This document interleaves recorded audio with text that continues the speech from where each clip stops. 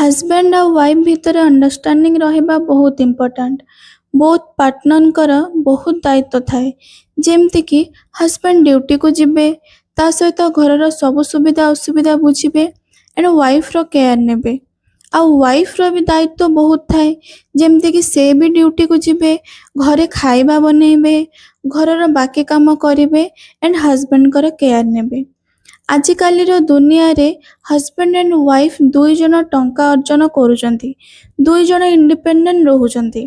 ता माने एटा नुह जे आपण आपणक पर्सनल लाइफ रे इंडिपेंडेंट रहिबे। आपण मैरिज करिचंती माने आपण दुई जन अलगा नुहंती, आपण दुई जन गोटे।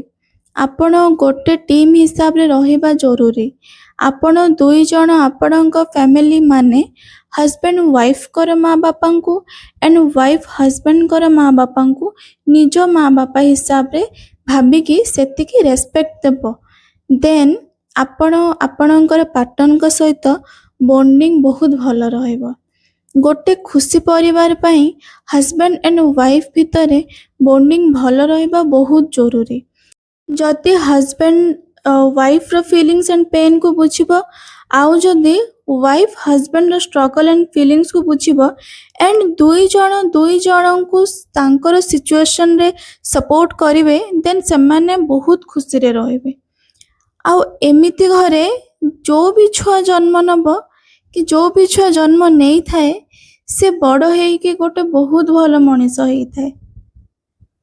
सेतिपई कहिबी स्वामी एवं स्त्री भितर बॉन्डिंग बहुत भल रखंतु एंड निज परिवार को निजे बहुत खुशी रे गठन करंतु।